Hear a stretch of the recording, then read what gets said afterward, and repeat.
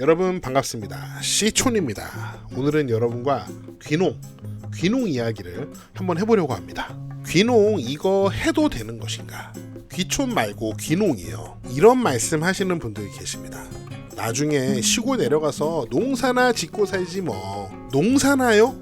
농사가 얼마나 어려운데요. 그래서 이번 영상에는 농사가 얼마나 어려운지, 잘못 귀농하면 인생이 얼마나 망가질 수 있는지 한번 이야기를 해보려고 합니다. 영상 내용에는 저의 개인적인 경험과 주관이 많이 있다는 것을 참고해 주시고요. 자, 그럼 시작해 보겠습니다. 우선 제 얘기를 먼저 해보겠습니다. 그럼 과연 시촌은 귀농인이냐 귀촌인이냐? 저는 귀촌인 90%, 귀농인 10%입니다. 저는 처음 시골에 내려올 때 내가 농사를 지어야겠다 이런 생각은 없었어요. 단지 어쩌면 농사를 지을 수도 있겠다 이런 생각은 있었습니다. 시골집을 산 다음에 이사를 오기 전에 알아보니까 귀농 귀촌 지원 정책이 있더라고요. 지원 요건 중에 귀농 영농교육 50시간 이상 이수를 해야 되는 조건이 있었습니다. 그래서 이거 지원을 받게 될지 모르겠지만 우선 시골로 내려가기 전에 교육은 받고 내려가자, 준비를 해놓자 하는 마음으로 양재동에 있는 AT센터에서 귀농 교육을 열심히 받았습니다. 수업을 들어보니까 귀농 선배님들께서, 그 중에서 이제 성공하신 분들이 있잖아요. 그런 분들이 이제 여기 와서 강의를 하시더라고요. 강의마다 내용이 조금씩 다르긴 했는데 강의의 주된 내용이 뭐였냐면요. 귀농 이제 6차 산업이다. 귀농에서 돈 벌 수 있다. 여러분도 귀농에서 나처럼 하면은 성공할 수 있다. 거기 앉아서 그 얘기를 듣다 보니까 저는 원래 농사를 지을 생각이 없었거든요.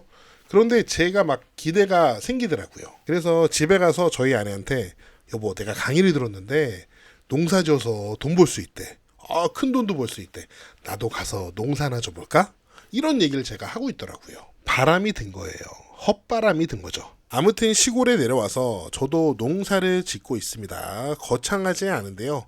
블루베리 한 200평, 옥수수 한 200평 정도 농사를 짓고 있습니다. 그러면 400평 농사 져서 돈은 얼만큼 버느냐?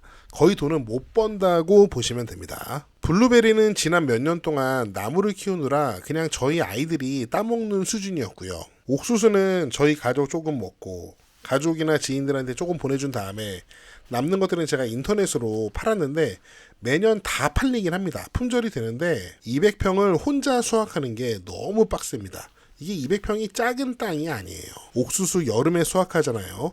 주문 들어오면 그날 바로 수확해서 택배 포장해서 보내거든요. 땀 뻘뻘 흘리고 장난 아닌데, 그래서 얼마 벌었냐. 200평 해가지고 한 순이익 120만 원 정도 남았습니다. 주변 어르신들이 200평에서 120만 원 남겼으면은 엄청 잘 남긴 거라고 말씀을 하시더라고요. 소비자랑 직거래를 해서 그나마 120만 원 남은 거죠. 그런데 제가 몇 년 동안 이렇게 농사를 지면서 야, 농사는 진짜 밥 먹고 살기 어렵겠다. 이런 생각이 강하게 들었습니다. 제가 현재 농사로 돈을 벌 수 없는 이유는 땅이 작기 때문입니다. 400평 땅 가지고는 농사로 돈을 벌 수가 없어요. 그럼 이거를 해결할 수 있는 방법이 두 가지가 있는데, 첫 번째는 땅을 더 사는 거고요. 두 번째는 시설을 하는 겁니다. 그런데 이건 제 생각인데요. 만약에 농사로 돈을 벌기 위해서 지금 여기서 땅을 더 사거나 시설을 하면은 그때부터 지옥문이 열리는 겁니다. 왜냐면은 저는 돈이 없으니까 땅을 더 사거나 시설을 하기 위해서는 대출을 받아야 하거든요. 그래서 대부분의 지자체에서 귀농 농업창업 및 주택구입 지원 사업을 하고 있습니다. 금리가 1.5%니 뭐 돈을 그냥 거저 쓰는 거죠. 주택 자금까지 포함해서 총 3억 7,500만 원까지 대출이 가능한데 5년 동안은 이자만 내고 10년 동안 이제 상환을 하는 거예요. 한마디로 5년 동안 시간 줄 테니까 노하우를 쌓아가지고 5년 지나면은 그때부터 돈 갚아라 이거죠. 저는 근데 이거 진짜 지옥문 열리는 거라고 봅니다. 이게 대충 계산을 해봐도 거치 기간이 지나면은 나중에 상환할 때는 한 달에 최소 310만 원은 상환을 해야 돼요. 농부는 월급이 없잖아요. 월급 주는 사람이 없거든요. 그런데 어떻게 한 달에 300만 원 이상을 감당을 하겠습니까? 5년 동안 죽도록 연구하고 노력해서 농사 천재가 돼도 제가 봤을 때 한 달에 300만 원 이상을 상환하는 것은 거의 불가능하다고 봐요. 심하게 말하면 이거 뭐 거의 귀농인 죽이는 정책 아닌가요? 그럼 이런 질문이 자연스럽게 듭니다. 그 양재동에서 그 귀농귀촌 아카데미에서 강의했던 그 성공한 선배 귀농인들은 어떻게 성공을 한 걸까? 여러분도 귀농해서 나처럼 하면 성공할 수 있다라고 말했던 그 강사들이요. 제가 거기서 강의 들을 때부터 조금 이상하다고 생각했는데 거기서 강의하시는 대부분의 그 선배 귀농인들, 전부는 아닙니다. 거의 대부분은 자신이 승계농이라고 말을 하더라고요. 승계농. 여러분 승계농 뭔지 아시죠? 시골에서 태어났어요. 부모님이 농사를 지시다가 본인은 뭐 서울로 대학을 오고 뭐 직장을 잡아서 도시에서 사회생활을 한 거예요. 그러다가 그야말로 고향으로 귀농을 한 거예요. 그러면 이 사람들한테 뭐가 있습니까? 부모가 농사 짓던 조상 대대로 물려오던 땅, 비닐하우스, 시설이 이미 있는 사람들이에요. 귀농의 관점에서 봤을 때 귀농계의 금수저라고 할까요? 물론 제가 이렇게 말씀드리면은 승계농 여러분들이 기분이 나쁠 수 있습니다. 하지만 딱 까놓고 얘기해서 승계농들은 귀농했을 때 비빌 언덕이 있는 거예요. 이미 땅이 있거나 시설이 있거나 축사가 있거나 농기가 있는 그런 경우가 대부분이거든요. 이런 승계농과 연고가 없는 귀농인들이 정책 대출 받아가면서 그 이자 원리금 상환하면서 이 과연 경쟁이 되겠습니까? 이게 애초에 경쟁이 안 되는 거예요. 물론 저의 개인적인 생각입니다. 어려운 여건 속에서도 맨 땅에 헤딩해서 성공을 하는 귀농인들이 있으니까요. 근데 굉장히 소수겠죠. 그래서 농민신문에서 이런 기사를 찾아볼 수 있었습니다. 비승계 청년농도 농지부터 인맥까지 물려받아야 한다. 와, 이거 누가 쓴 기사입니까? 진짜 칭찬해주고 싶습니다. 성지은 기자님이 쓰셨네요. 여기 기사 내용을 보니까 일본이나 유럽에서는 자식이 아닌 제3자에게 이 승계를 하는 것이 제도화되어 있다고 합니다. 우리나라도 이런 거 제도화해야죠. 물론 일본이나 유럽에서도 사유재산의 재산권을 심각하게 침해하는 정도의 제3자 승계 제도화는 아닐 겁니다. 그럼에도 불구하고 자식들이 농사 절대 안 짓겠다고 한다면 다른 젊은 청년이 와서 짓겠다고 한다면 제3자 승계가 가능하도록 제도를 만드는 게 좋지 않을까요?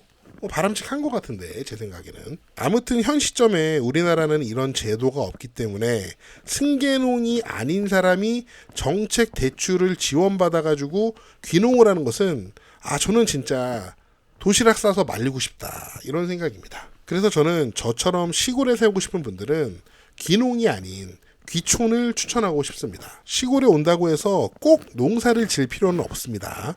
소소하게 그냥 텃밭을 가꾸면서 그냥 맛만 보면 돼요. 귀촌하는 방법에는 두 가지 방법이 있을 겁니다.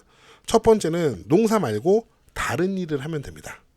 두 번째는 열심히 저축한 돈을 아주 아껴 쓰면서 절약하는 마음으로 살면 됩니다. 연세가 조금 있으시고 모아놓은 돈도 있고 연금도 받는 분들은 시골에서 아주 편하게 살 수 있겠죠.